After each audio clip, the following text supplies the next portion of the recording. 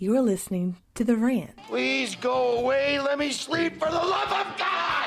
I am Kamala Harris. My pronouns are she and her. I am a woman sitting at the table wearing a blue suit. You're listening. So the best way to get something done, if it holds near and dear to you that you like to be able to, anyway. You fucking crazy, man. You sound insane. Do you realize that? To the Rant. I speak jive. Oh, good. I've been saying it. I've been saying it for 10 damn years. Ain't I been saying it, Miguel? Huh? I've been saying it. You're listening to The Rant with David King.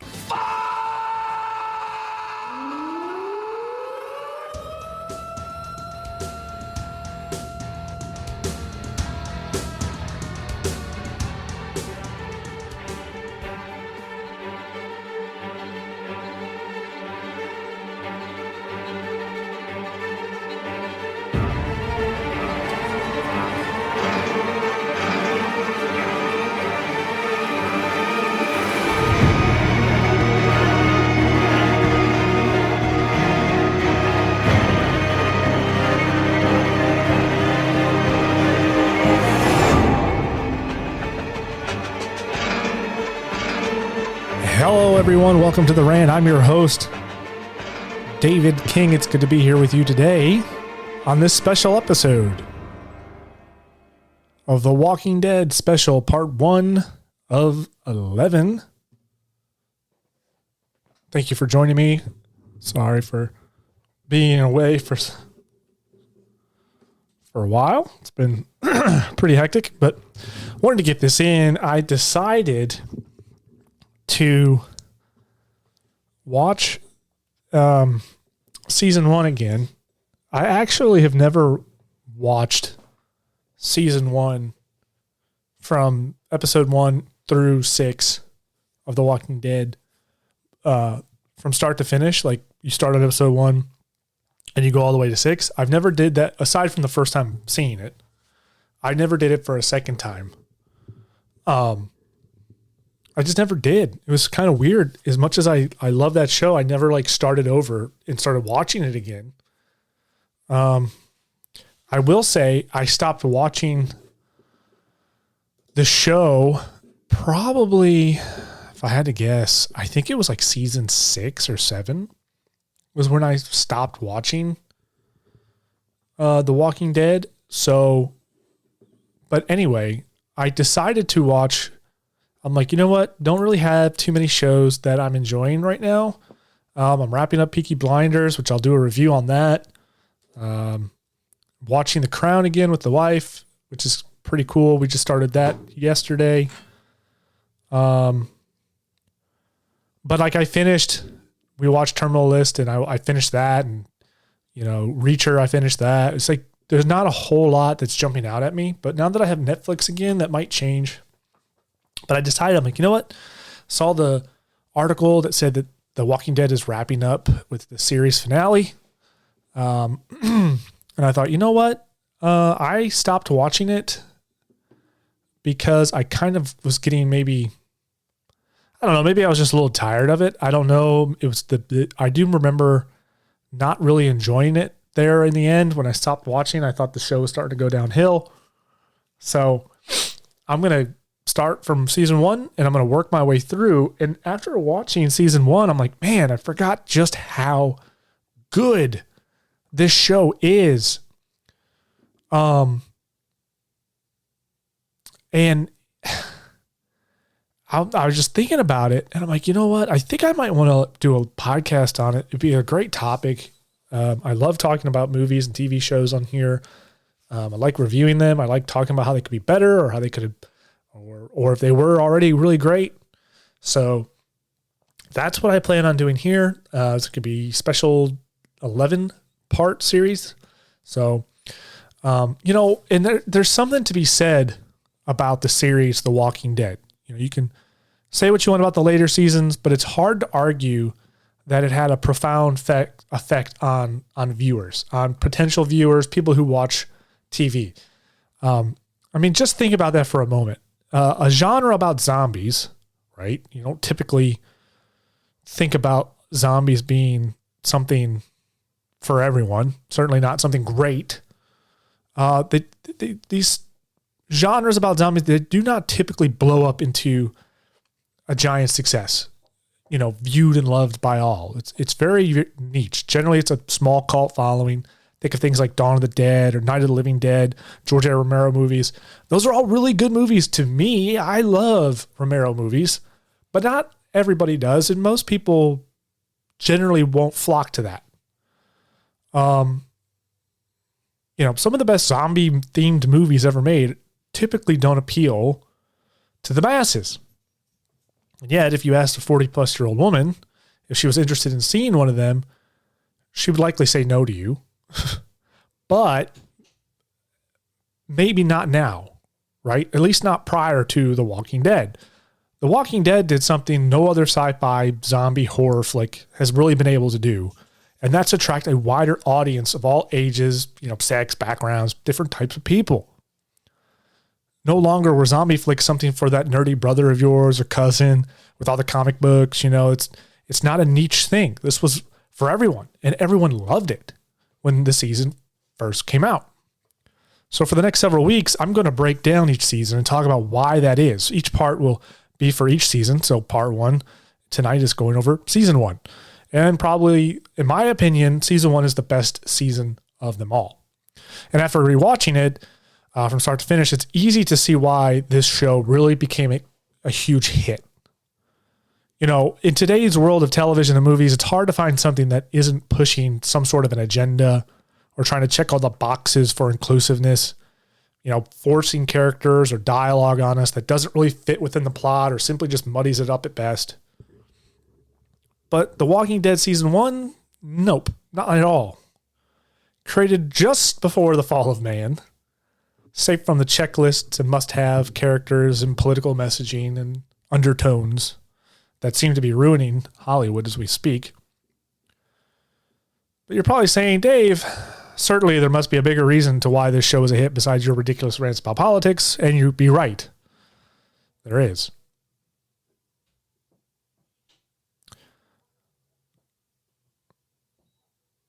Season 1 starts off just prior to the zombie apocalypse with our main character Rick Grimes and his friend Shane. They're both police officers on duty, and they respond to a call.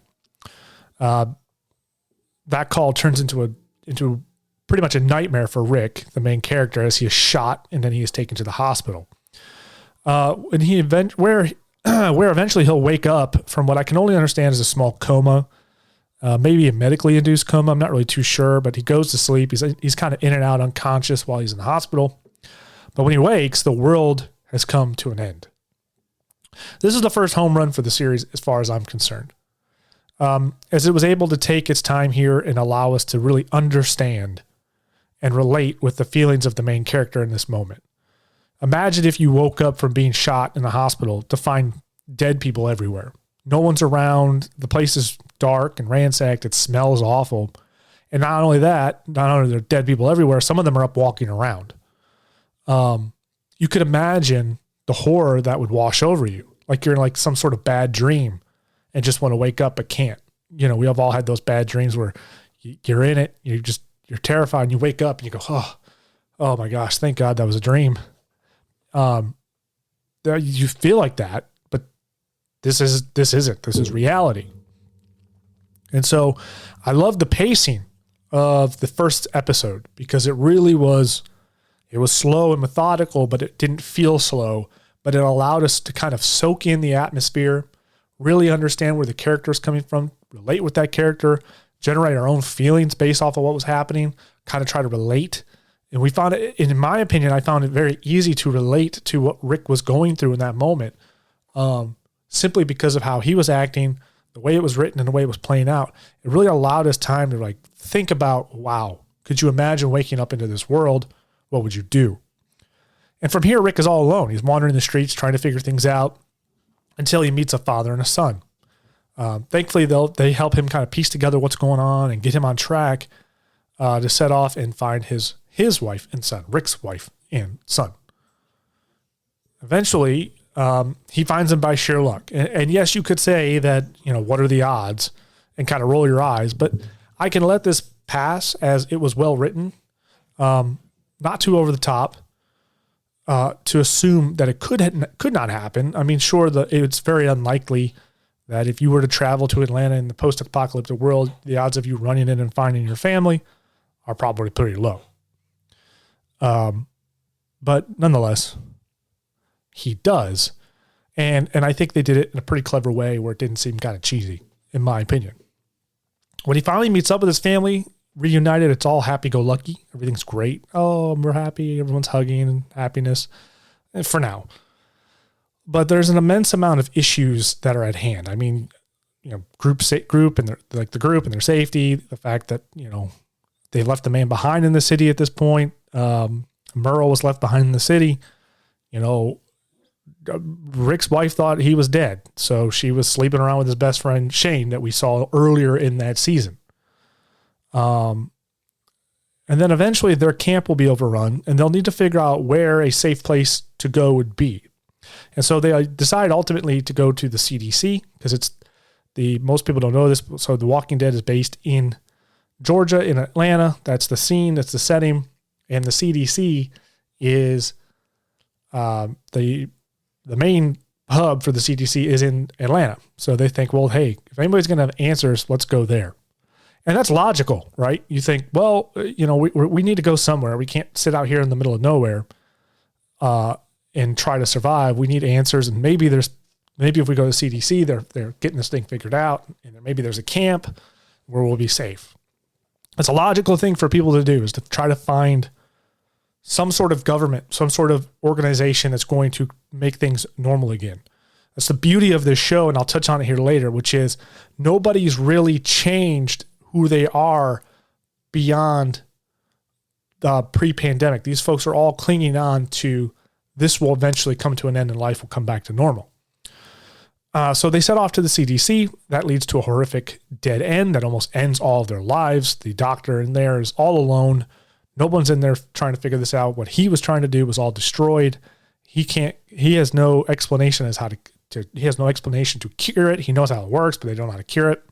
And of course they're running out of power, which means the CDC is going to basically self-destruct because there's a lot of really bad diseases and things trapped in that building and they don't want it getting out. So it has a failsafe. And it could have almost killed them all, but they managed to escape and drive off into the sunset. And that's a pretty quick and rough rundown of the first season. And if I stopped here, it certainly would not do justice to it whatsoever. But that's like a quick synopsis of how the season goes down. The reason why this show was so great, and I think the reason why it attracted so many fans, was because it was not written like your typical sci-fi zombie flick. This is the biggest point this is the biggest reason why it was so successful. It's not your standard run-of-the-mill sci-fi show. Sci-fi zombie, sci-fi alien, sci-fi anything. You think about that, there tends to be a level of cheesiness or some sort of silliness with it. There's also usually some bad acting, bad dialogue, but not with this. Everything about this show felt very believable. Everything about the season felt like it could be real, that it could actually happen. If it did, this felt very much how you would expect maybe the timeline of events to occur.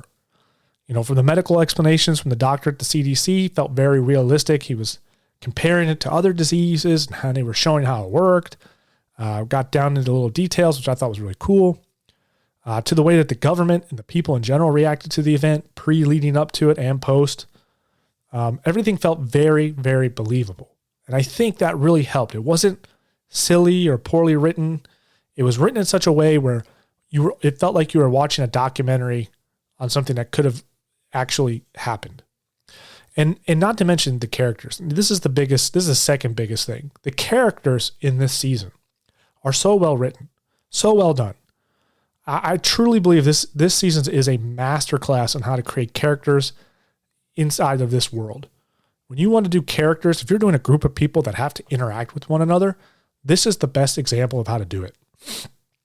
And I think the reason for me is there's no superheroes here. There's no one's that's smarter no one that is smarter than everyone else and, it just graded everything that we see so often in more modern film. There always seems to be that one character that just knows everything and has the solution.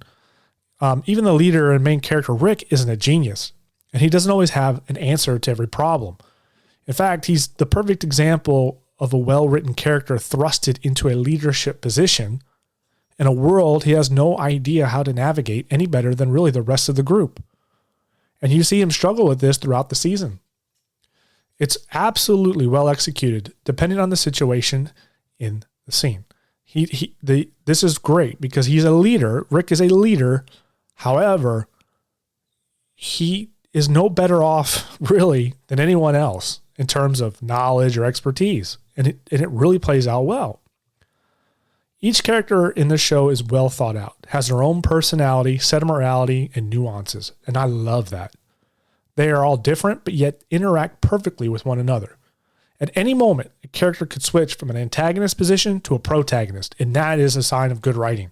These characters can literally move around like chess pieces throughout this plot and be something different, however, not deviating from their character traits. We see this too, where you have a lot of times with legacy characters when they're brought back into the film. See this with Kenobi. I know I use Kenobi as a huge example a lot, but it's so true. When you have a legacy character, that character has attributes. They have a personality. They have their own set of morals, and there's things that there is a way that they will react in a certain situation based off what we know about that character and how that character's acted in previous situations. These characters in this show, in The Walking Dead, they really don't deviate from their sets of morality and their personality. But what they can do is because of those ideals or ideas or what they're built on, it can clash with other characters. It can make them the protagonist versus the antagonist or vice versa. It can move them around and make it very interesting and make it for a very dynamic scene, in dialogue between the characters where you're sitting there going,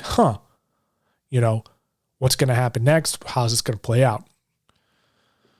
You find yourself relating to certain characters because they all seem like real people you would encounter in this sort of situation. That's another beautiful thing about these characters that they've written into the show. They're not athletes. They're not superhuman who can survive anything, which we see all the time with action flicks where it seems like they can just barely miss or dodge this or that. It's like, good Lord, nobody could, nobody's going to survive that in reality. It's like 2012 is a perfect example of that, where they're always narrowly just, dodging death. It's like any normal human being would have been dead long ago in this movie.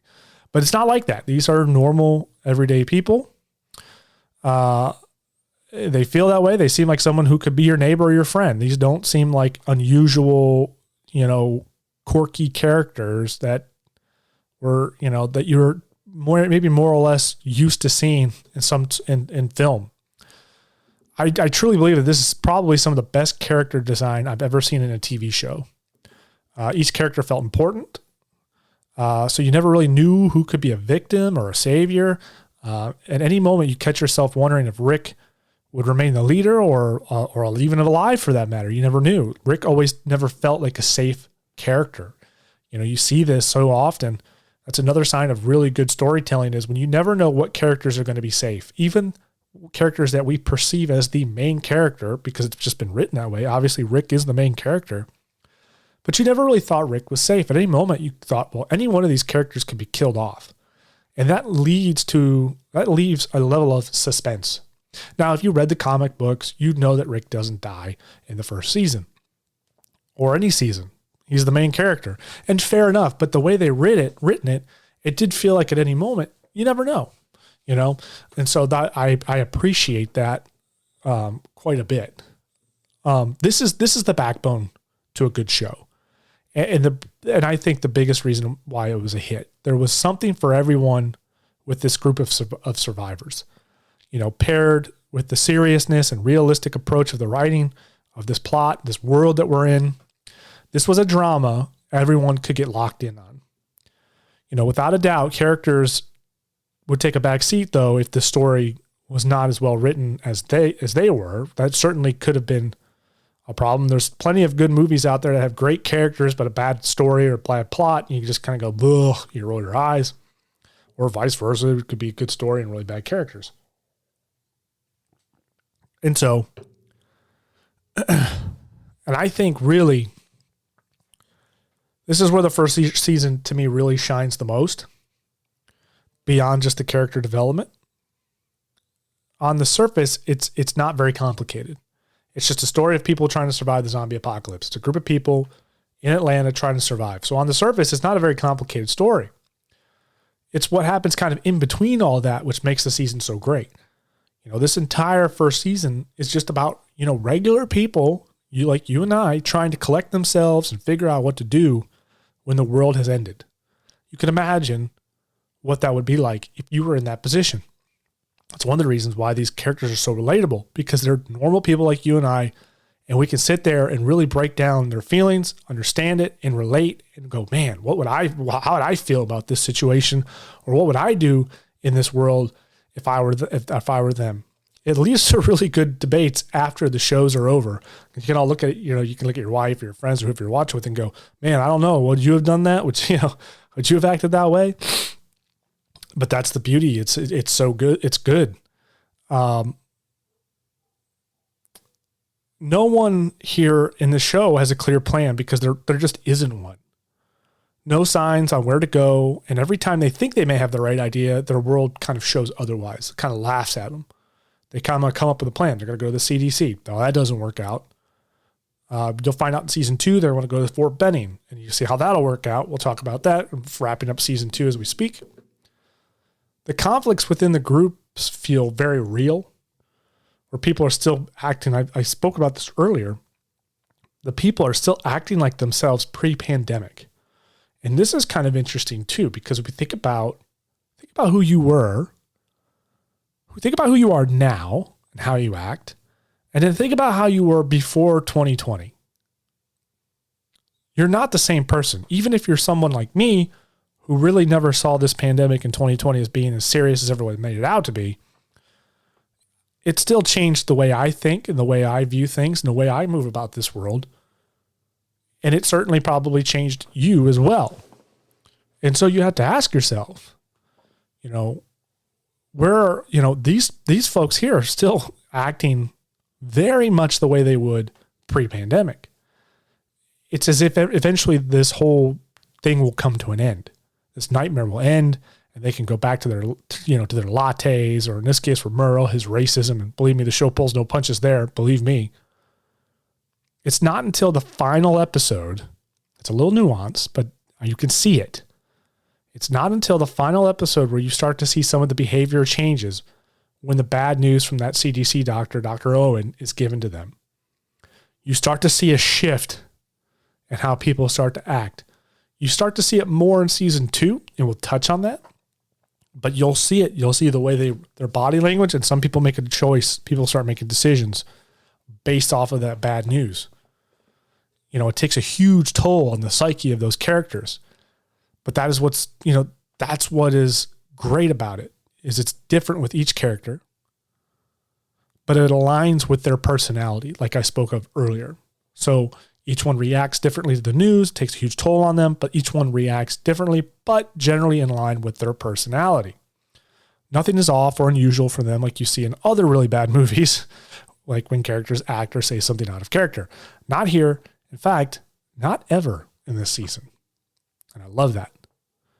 And the gore and the zombies certainly didn't hurt. You could tell in the first season, they spent most of their budget on special effects more than anything else. It was a very simplistic shot show. It was essentially one location, 2 locations really. There was a small part of the city where they shot in, and then they were at the quarry. I think this kept the budget at a very reasonable level. And I think it was a smart play to focus more on the special effects. The zombies looked very real, very believable, very scary. They could have easily gone light on the effects, and I think it would have hurt the show overall. Could have made the zombies a little goofier, laughable, versus as terrifying as they actually are. So I'm glad that they really focus on. In fact, I think The Walking Dead, in so many ways, really kind of set the they kind of went a little bit above and beyond with the gore because they were showing things that you just wouldn't typically see in normal television. Like in movies, yes. You know, it's not unusual to see a guy like ripped in half, crawling on the ground with his guts spilling out in a movie. You know, it is kind of like, whoa, that's a lot to look at. But you never really see that on TV because it's a little harder to restrict. TVs always seem to have more restrictions in terms of language, what you could see, what you couldn't see. But The Walking Dead, man, they really went all out. I mean, one of the first zombies that Rick encounters in the first season is a woman where there is nothing but her torso up and she's crawling there and she's just real good and eaten and rotten. And it was like, I remember the first time seeing that and it was like it was a shock factor, but I remember seeing her, that zombie female crawling across the ground. And I thought to myself like, oh, this show's serious. Like this show is really well done. I was sitting in my barracks room. I was in the Marine Corps when I first saw this season. And I knew right away, like, no, this is going to be a good show because they went above and beyond to do that special effect. That takes a lot of time, a lot of effort, and it looks so good. It looks so real. I just knew from there on out, like, yep, nope, this is going to be a good show.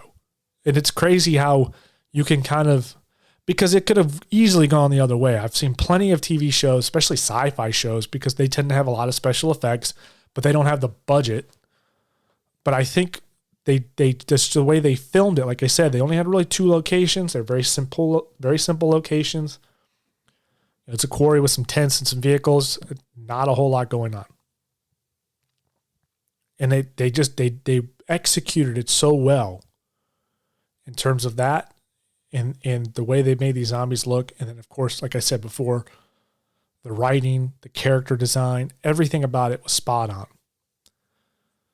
The first season was definitely a pilot season for this production company. There's no doubt about it because it only had 6 episodes, but they nailed it. I mean, just absolutely nailed it. I can't say enough more positive things about the first season of The Walking Dead, which would eventually lead them to have 11 seasons. And we will touch on all those. Loads of merchandise, landmarks all over Georgia that folks would visit and go look at, myself included. I remember making special road trips with my wife and my brother-in-law. Sorry, not stepbrother, brother-in-law. We would go and travel and go see all the locations. It was a lot of fun.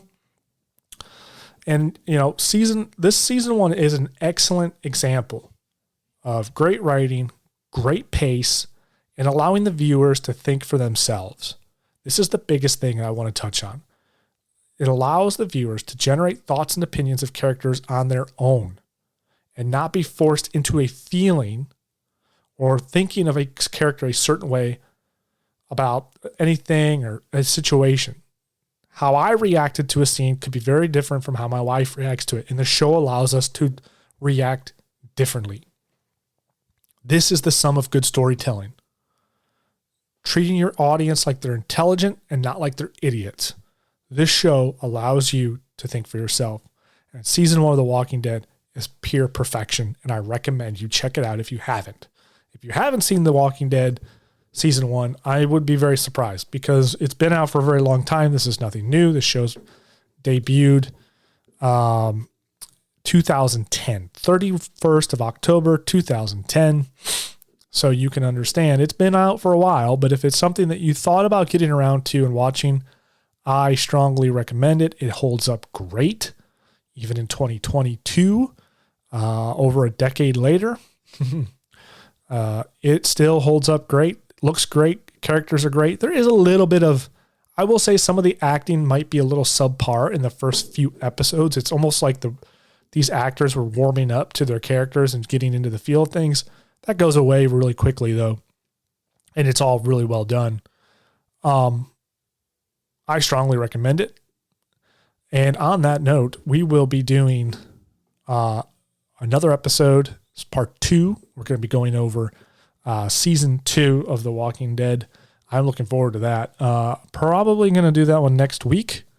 Don't know what day because I am still doing my addition on my home, and unfortunately I'm the only one doing it, so I'm very tired at the end of the night, and I don't generally feel like talking into a microphone. So, ladies and gentlemen, thank you so much. I want to know what you think about The Walking Dead. Have you seen it? What did you think of the first season? If you can even remember, it might have been a while since you watched it. I would strongly recommend going back and watching it again for a second time. Do that, binge it. It's only 6 episodes. And then hit me up, davidking.therant@gmail.com. Send me an email. Let me know what you think of the show, or you can hit me up on Twitter. Hit me on Facebook, The Rant with David King. Twitter at The Real DM King. That's Delta Mike King, The Real DM King on Twitter. You can let me know your thoughts there. Do not spoil episode 11 for me. I'll be season 11, excuse me. I'll be very, very upset if you did. And on that note, folks, I thank you so much, and I hope you have a great evening. We'll catch you again soon. Thank you, and goodbye.